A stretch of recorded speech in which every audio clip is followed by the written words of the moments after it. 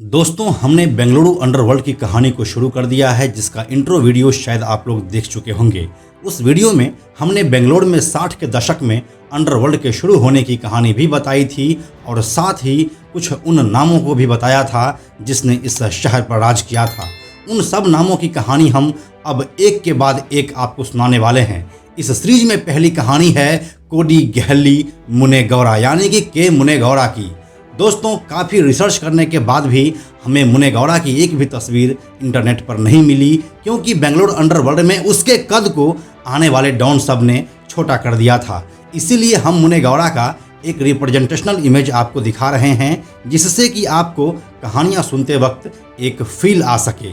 तो चलिए अब सीधे आते हैं मुनेगौड़ा की कहानी पर। नमस्कार, मेरा नाम है प्रशांत और आप देख रहे हैं बेजोड़जोड़ा.com का यूट्यूब चैनल।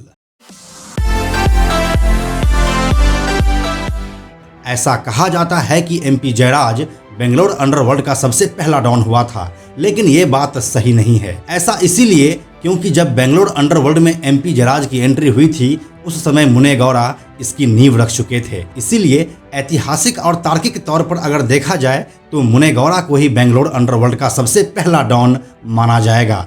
इसके कई और भी पुख्ता सबूत हैं, जिसकी जानकारी आपको आने वाले वीडियोस में मिलती रहेगी। मुनेगौड़ा का पूरा नाम था कोडी गहली मुनेगौड़ा।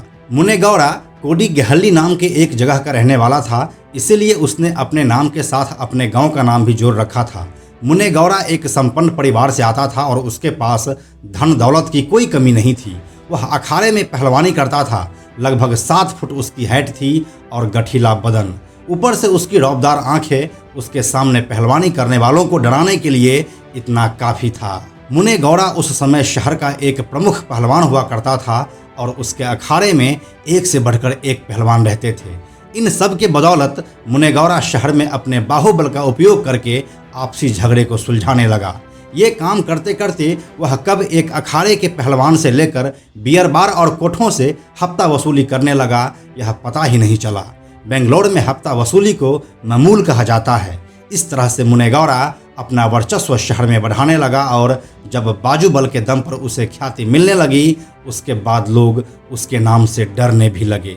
इसी डर का फायदा उठाकर मुनेगौड़ा हर वह एक इलीगल काम करने लगा जो उसे 60 के दशक में बेंगलोर के अंदर बेहिसाब रुपया और बेशुमार ख्याति दिला रहा था। मुनेगौड़ा अब शहर के उन लोगों में अपनी पहचान जोरों से बना रहा था जिसे शहर में कुछ इलीगल काम करना या करवाना होता था। जाने अनजाने तौर पर मुनेगौड़ा अब इस शहर का डॉन बन चुका था। जाने अनजाने में ही इस शहर में एक ऑर्गेनाइज्ड क्राइम की नींव रखी जा चुकी थी और मुनेगौड़ा इस शहर का सबसे पहला डॉन बन चुका था।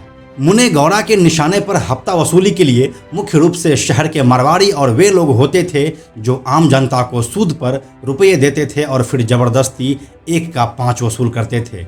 मुनेगौड़ा उन लोगों से अपने बाजूबल के दम पर वसूली करता रहा। इसका फायदा यह हुआ कि आसपास के गरीब तबके के लोग मुनेगौड़ा को अपना हीरो मानने लगे। उसे अब लोकल सपोर्ट भी हासिल था, जो मुनेगौड़ा के लिए एक प्लस पॉइंट हमेशा साबित हुआ। मुनेगौड़ा अपनी पहचान बना रहा था, लेकिन ऐसा बिल्कुल भी नहीं था कि सब लोग उससे खुश ही थे। कुछ लोग ऐसे भी थे जिसे मुनेगौड़ा की तरक्की रास नहीं आ रही थी। जिनको उसकी तरक्की रास नहीं आ रही थी, उसे उन मारवाड़ियों का सपोर्ट हासिल हो गया, जिसे मुनेगौड़ा मामूल यानी कि हफ्ता वसूली के लिए लगातार परेशान कर रहा था। ऐसे ही एक दिन 5-6 लोगों का एक ग्रुप बना। इस ग्रुप में सभी पहलवान ही थे और सब के सब बॉडी बिल्डर। इन लोगों ने मिलकर मुनेगौड़ा को निपटाने का प्लान बनाया। ये लोग अब उस दिन का इंतजार करने लगे जब मुनेगौड़ा उसे अकेले हाथ लगे। दिन बीता और वह वक्त भी आया जब मुनेगौड़ा इन लोगों के हाथ लग गया।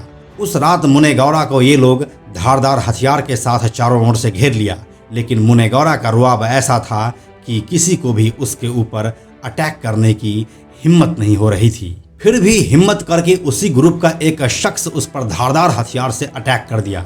मुनेगौड़ा उसे अपने हाथों से रोका और अकेले ही उस सभी का सामना किया।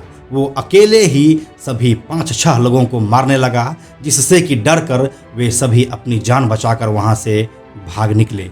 उस घटना वाले दिन मुनेगौड़ा की एक हाथ की 3 उंगलियां उस धारदार हथियार से कट चुकी थी, लेकिन वह परास्त नहीं हुआ था, वह हारा नहीं था। उंगलियों के कट जाने से मुनेगौड़ा के ऊपर कोई खास असर नहीं हुआ और वह अपने धंधे में आगे बढ़ते ही रहे। एक हाथ में सिर्फ 2 ही उंगलियां होने के बावजूद भी वह रफ्तार से स्कूटर भी चलाते थे और हर वह काम करते रहे जो वह किया करते थे। लेकिन मुनेगौड़ा की एक कमजोरी भी थी जो उसे निगलने वाली थी और इस बात का अंदाज़ा उसे ज़रा सा भी नहीं था।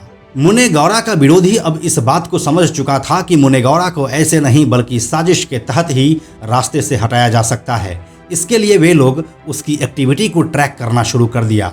फिर पता चला कि मुनेगौड़ा पहलवान तो है, लेकिन उसकी सबसे बड़ी कमजोरी यह है कि वह लंगोट का ढीला है। मतलब यह हुआ कि मुनेगौड़ा की कमजोरी थी लड़की, जिसके लिए वह किसी भी हद तक जा सकता था। इसके बाद मुनेगौड़ा को हनी ट्रैप किया गया। एक लड़की मुनेगौड़ा को अब रिझाने की कोशिश करना शुरू की।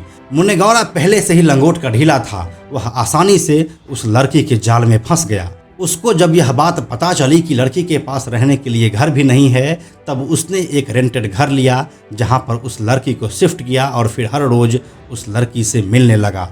जिसके बाद एक रात को मौका देखकर वह लड़की प्लानिंग के साथ उसे बाहर ले गई, जहां पर करीब 20 मुस्टंडे मुनेगौड़ा को मारने के लिए इंतजार कर रहा था। क्योंकि उस समय बंदूकों का दौर नहीं आया था, इसीलिए यह लड़ाई मुक्के और डंडों से ही हुई, जिसमें मुनेगौड़ा को पछाड़ पाना उतना आसान भी नहीं था। मुनेगौड़ा ने अकेले ही सबका मुकाबला किया और वहां से सकुशल वापस लौट आया। फिर उस दिन के बाद से वह लड़की मुनेगौड़ा को नजर नहीं आई। मुनेगौड़ा के करीबी उसे लड़कियों से दूर रहने की सलाह हमेशा देते थे, लेकिन एक मुनेगौड़ा था जो किसी की भी नहीं सुनता था। कुछ समय बाद एक और लड़की उसके संपर्क में आई।